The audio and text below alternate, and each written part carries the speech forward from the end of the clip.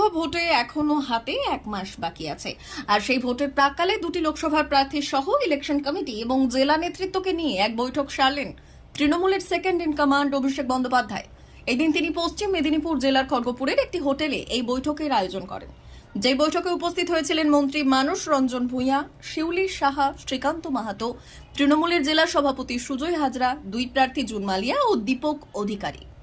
পৌরসভার চেয়ারম্যান, বিধায়ক সহ ইলেকশন কমিটির নেতৃত্ব মিলিয়ে প্রায় 150 জন সদস্য সেই বৈঠকে এই লোকসভা নির্বাচনে একসঙ্গে ঝাঁপিয়ে পড়ার নির্দেশ দিয়ে যান তৃণমূলের যুবরাজ। প্রায় 3 ঘন্টা ধরে এই রুদ্ধশ্বাস বৈঠক চলে, যদিও এই বৈঠকের পর সাংবাদিকদের মুখোমুখি হননি অভিষেক বন্দ্যোপাধ্যায়। দু একবার অভিষেক বন্দ্যোপাধ্যায়কে প্রশ্ন করা হলেও তিনি পুরোপুরি প্রসঙ্গ এড়িয়ে গাড়িতে উঠে চপারে উঠে যান। যদিও তৃণমূল সূত্রে খবর, এই দিন অভিষেক বন্দ্যোপাধ্যায় এই মেদিনীপুর ও ঘাটাল লোকসভায় তৃণমূলের দ্বন্দ্ব নিয়ে কঠোর বার্তা দিয়ে যান। তিনি প্রত্যেককেই এক কথায় বুঝিয়ে দেন, এই লোকসভা ভোটে সব অভিমান ভুলে লড়াই করতে হবে। সূত্রের খবর, তিনি নেতৃত্বদের এও বলেন, ব্লক থেকে টাউনের সমস্যা মেটাতে হবে। সেক্ষেত্রে এমএলএ হোক বা চেয়ারম্যান হোক, একসাথে কাজ করতে হবে। দলে তাদের বিরুদ্ধে ব্যবস্থা নেওয়া হবে। একটু কঠোরভাবে এও বললেন, না হলে ভোটের পর কাউকে দলে রাখা হবে না। দাদা দাদা একটাই দাদা দাদা দাদা বিজেপির বহু লোক, আমাদের কাছে খবর আছে, বিজেপির বহু লোক বিজেপিকে ভোট করবে না। এবং শুধু তাই নয়, গত যে নির্বাচনটা হয়ে গেছে সেই নির্বাচনের আসনগুলোতেও আমরা উত্তরবঙ্গে জিতবো। অতএব কোনো সমীক্ষা কাজে লাগবে না। এবং উনি শুধু একটা কথা বলেছেন, এই যে পাক্কা 30 দিন আছে, এই 30 দিন আর 1 মিনিট সময় নষ্ট না করে সবাইকে মাঠে নামতে হবে একসঙ্গে।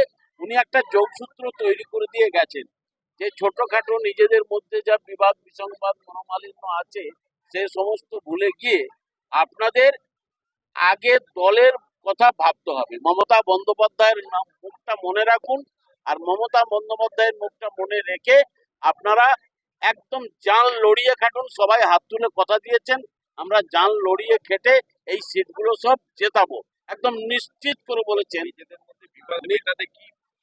কোনো বিবাদ, সেরকম বড় ধরনের বিবাদ নেই। আগে যা ছিল ম্যাক্সিমাম মাঝখানে ইলেকশন কমিটি করে করে ম্যাক্সিমাম বিবাদ মিটে গেছে। যেখানে ছোটখাটো ছিল উনি শুধু বলেছেন, আমরা কারুর কোনো কথা শুনবো না, দল কিন্তু ব্যবস্থা নিয়ে নেবে। যদি কেউ দলের ছোটখাটো বিবাদের জন্য ঘরে বসে থাকেন বা মহান অভিমান মনোমালিন্য করেন, দল ব্যবস্থা নেবে।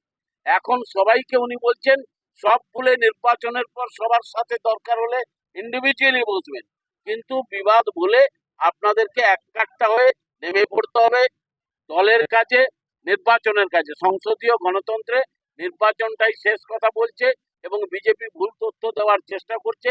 আপনারা নিশ্চিত থাকুন, আমরা পশ্চিমবঙ্গে ভালো রেজাল্ট করব এবং আপনাদের এই জেলাতে আমরা অত্যন্ত ভালো রেজাল্ট করব। আর একটা সাজেশন দিয়েছেন যে 19 সালের নির্বাচনে যে যা ভোট পেয়েছেন, একটা আমাদের কথা থাকলো, এটা পরিহাস চলে বলেছেন এবং উপদেশ চলে বলেছেন যে প্রত্যেককে তার জায়গাতে, যে অঞ্চলে আছেন অঞ্চলে, যে বুথে আছেন বুথে, যে ব্লকে আছেন ব্লকে, যে বিধানসভা করছেন বিধানসভা, 10% ভোট আপনাদের বাড়াতে হবে তৃণমূলের পক্ষে। D news, Kharagpur.